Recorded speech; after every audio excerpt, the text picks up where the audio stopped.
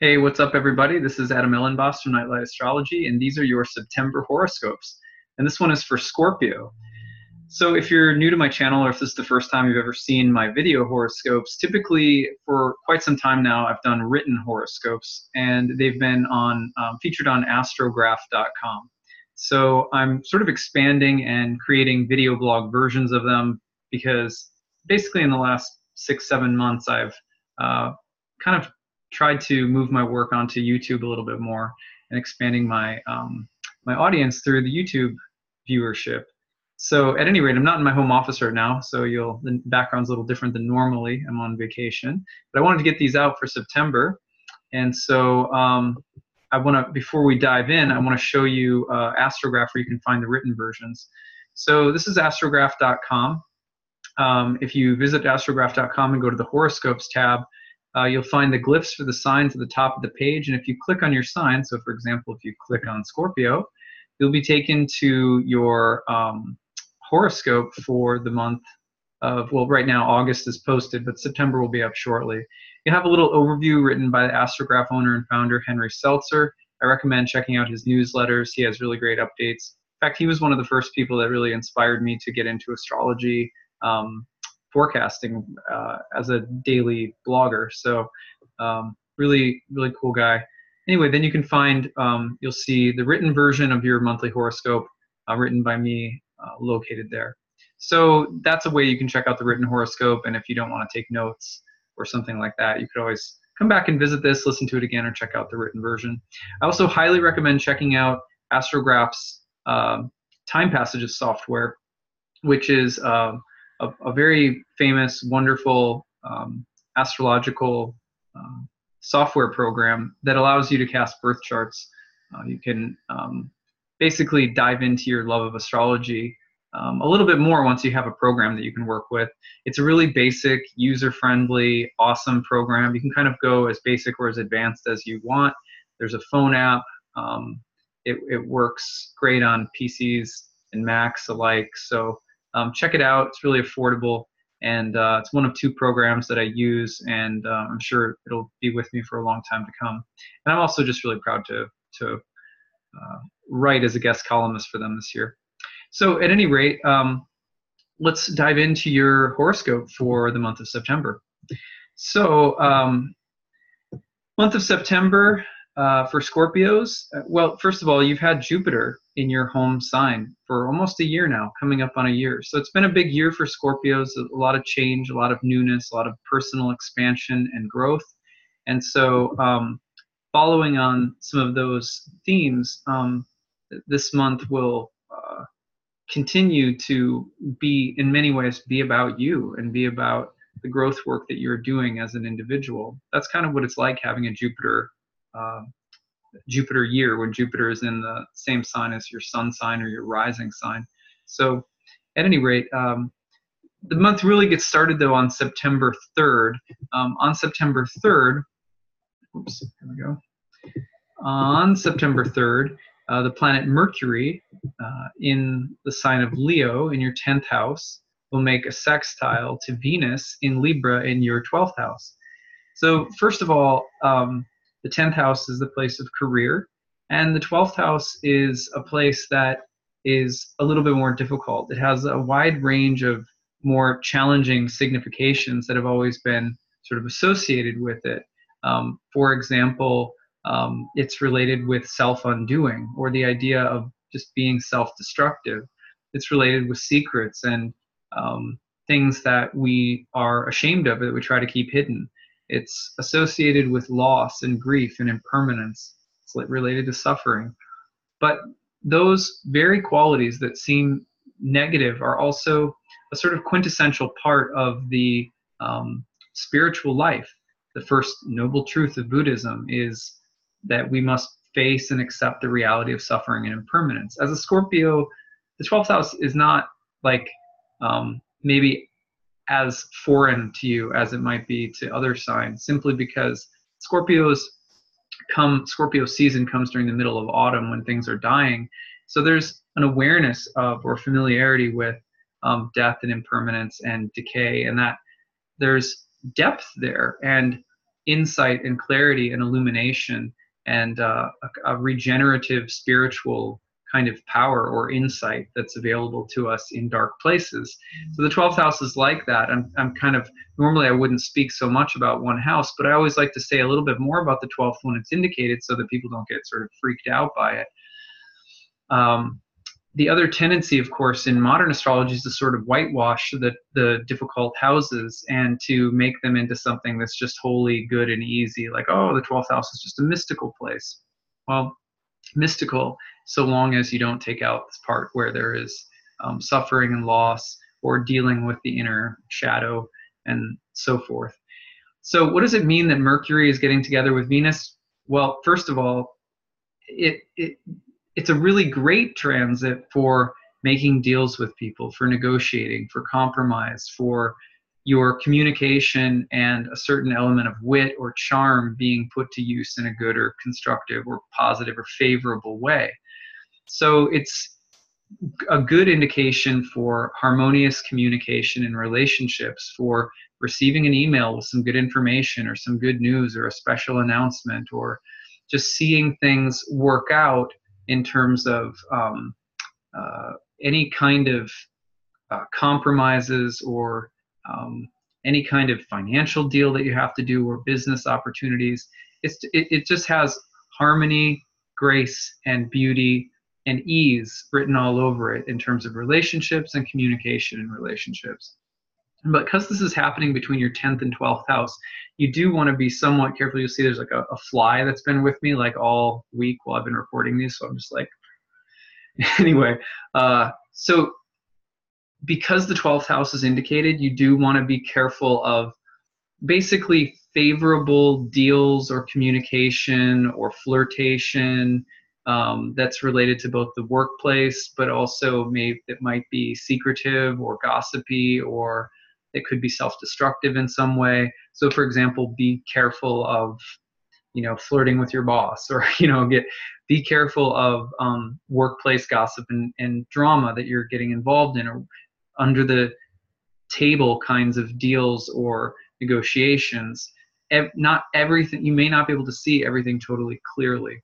So that's a little bit of a warning built into this one. Okay, so we labored that one enough. Let's head up to September 8th. On September 8th, Venus in your 12th house is going to make a square to Mars in your 3rd house.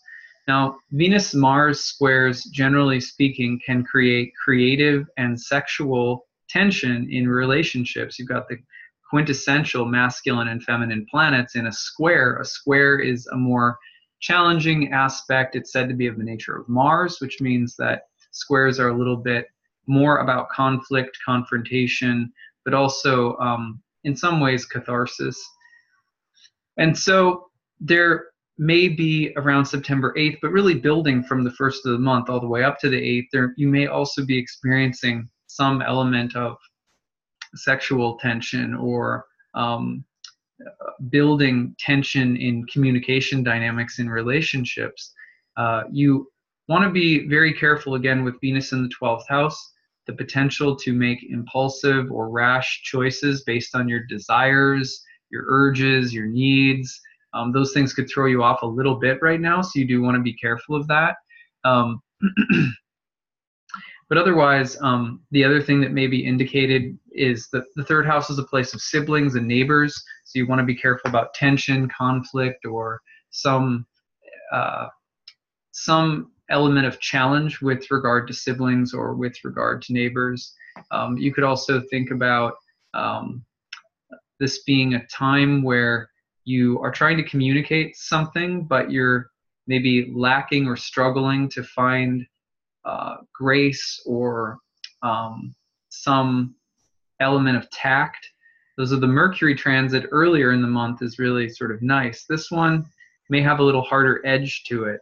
But communication's featured, as you can see, in the early part of the month. Communication and relationships very important. So this one features it as well. May also be time to be honest about things or forthcoming about things that you've been hiding and maybe needing or feeling vulnerable about, and so there might be an opportunity to confront something, and rather than keeping it locked up inside. So those are a few things that may be indicated around this transit. If we go to the next, very next day, on September 9th, there is a new moon falling in Virgo in your 11th house, and it's opposite Neptune in your 5th house. So this is a big new moon. It lands in the 11th house, which is a house of allies, friends, groups. It's a place that is connected to our ambitions and how our ambitions are tied into social circles or groups of people that we know or groups of people that we belong to somehow. So you want to think about this new moon as, especially because Mercury, the ruler of your 11th house of friends, is also in its home sign right now. There's the ability to plant a new seed, open a new chapter, start something new, or to find a new form of support from others. You might find some new allies around this time or over the course of the next moon cycle to come, starting on September 9th.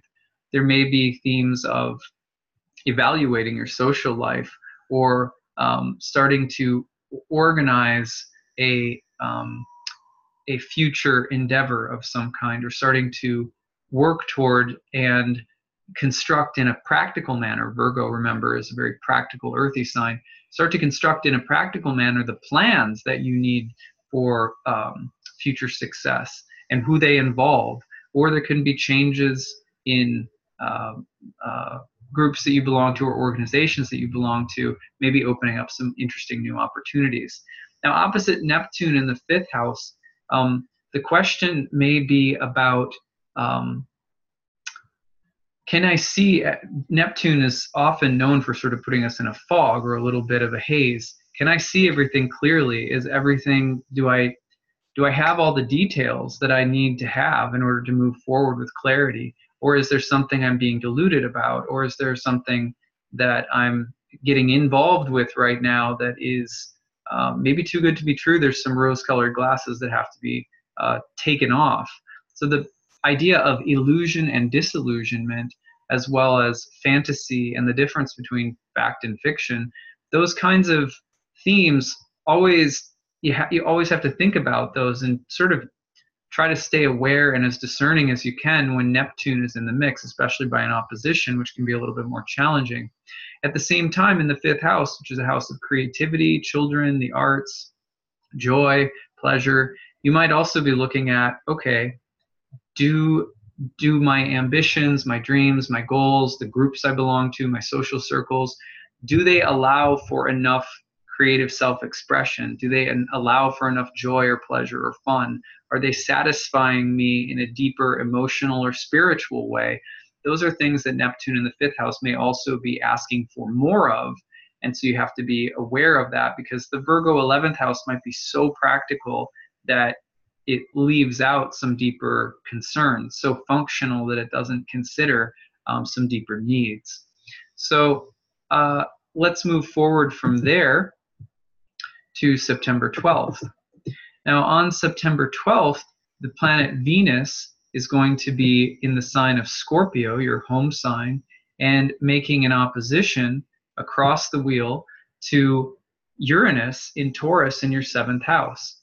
Now, this is the relationship axis in your chart, which means that the topics of love and relationships are going to be highlighted around this time. It's a pretty brief transit, but it'll leave a mark, especially considering that next month Venus is going to be, Venus, the ruler of your 7th house of relationships, and the planet that naturally signifies love and relationships, will be retrograde in your 1st house for most of the month.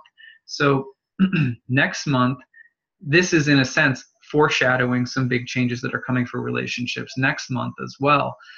But Venus opposite Uranus across the 1st and 7th house loves to defy traditional gender roles in relationships, loves to defy traditional boundaries in relationships. It presses towards individuality, experimentation, and it likes to go outside of what you should do in a relationship, which can be hard on intimacy and commitment. This can be a transit that favors freedom instead of commitment and intimacy. But it can also be quite exciting. And personally, this can also signify a sort of personal makeover. How do I want to appear to the world? How is my appearance changing? How's my wardrobe changing? It can be as simple as that. But it can also be about a deeper sense of needing to reassess one's personal values and identity, and maybe how that plays a role in your relationships, all at once, with the themes of needing to break free or out of the box. So that one comes through again on September 12th. Then you move forward, September 18th, the planet Mars will also get in on the action, and from your 4th house of home and family, make a square to Uranus in your 7th house. So this one's pretty interesting because here we have some unexpected or disruptive or intense events related to both love and relationships, 7th house, and home, family, or property, 4th house. All summer long, you had Mars retrograde in Aquarius in your 4th house. And so it was a summer where you may have been doing some hard work or processing around family, home, property, and the like. So Mars coming back through Aquarius now by direct motion and making a square to Uranus in the 7th, it's pressing buttons around home and family and property again, but this time it's also colliding with changes that are happening in relationships, or socially, you could say. So that energy is quite intense. It can be a little reckless and impulsive, so you want to be careful not to just rush into something, or be a little bit, you can be careful to be, in fact, this transit is sometimes known for being somewhat accident prone, so you need to be careful that you're not just sort of, the desire to kick the door down with this one is strong, so just be careful of that. All right, so moving forward from there, we go to September 22nd to 23rd, and the sun is going to go through the fall equinox gateway and move into the sign of Libra. Just as soon as it does that, it goes into your 12th house, and it is going right into a square with Saturn in your 3rd house. And that's a moment where you could say that there is, first of all, this sets the tone for the entire fall season. The autumn equinox, like the other equinoxes and solstices, set the tone for the entire season to come, which is 3 signs. So the autumn season is a 12th house moment. It's a time for deeper contemplation and reflection. It's a time for, in some ways, letting go of things or surrendering things that are no longer working, of looking inward, in doing so in a clear, balanced, beautiful, heart-centered way. So as you're doing that, you may also be dealing with some difficult things regarding siblings or neighbors, Saturn in your 3rd house, square to the sun, and or you may be looking at the hard reality of things. And the hard reality of things sometimes in the 3rd house has to do with our limitations in terms of what we're comfortable sharing or speaking about mentally or intellectually, looking at our limitations, but also the need to communicate more seriously, more maturely, to find relationships in our lives that can hold space for our need to be open and vulnerable and honest. So communication is featured around this one, and the idea of a more serious, deep kind of communication that's needed, as well as maybe dealing with some elements of loss or having to surrender to things that you can't avoid, that are just part of our path.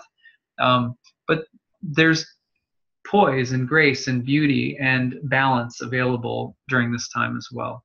So last but not least, on September 24th into the 25th, the moon, I'll just have to progress this just a little bit. So the moon is going to be moving into an opposition at this time, and which is a full moon, and that'll be happening with the sun. Moon moves into an opposition with the sun and creates the full moon. So that happens around September 24th into the 25th, and that's falling in your 6th house, opposite the sun and Mercury in your 12th house, but also creating a T-square with Saturn in your 3rd house. Again, it's possible with Saturn in your 3rd house right now, ever since December of 2017, that there are tensions with things as simple as neighbors or siblings, and that this could be a time where there's particularly challenging events related to those relationships. On the other hand, this is also a time when, again, the nature of the 12th and 6th house often has to do with our own personal healing process. So the things that we're working on, the things that tend to take us down, the things that physically or emotionally or behaviorally, there's this with Saturn T-squaring in the 3rd, there's an ability to sort of grow up and to have a better, more mature, more sober, clear-headed understanding of our own shortcomings and our own failures. And that's okay. When we understand them, we can make positive changes. So having some healthy and serious growing up moment is maybe indicated on this full moon. But there's also a sense of facing that which is inevitable, that which we can't do anything about. And the idea of acceptance is really big around this particular full moon. Now, this may also have to do with work and how we want to be working, or the topics of work and stress or health. This could also be related to the desire to serve or help others heal. And this could also be related to learning about something that's quite serious, or learning about something that maybe you hope to put into service for other people at some point. Those are some different indications here. So I hope that this at least gets you going in the right direction with September. Please let me know how things go. I'd love to hear from all my Scorpio friends out there. Meanwhile, I'm going to show you one more thing. This is my website, nightlightastrology.com. So you can check out the readings I offer if you want to go deeper in a reading, or the certification courses that I offer. I have another one coming up in November. Upcoming speakers that are visiting with us this fall. You can check out everything here, plus my regular video blogs and both written and video blog content you can find on this page. So I hope you have a great month of September, and we'll see you next month. Take care. Bye.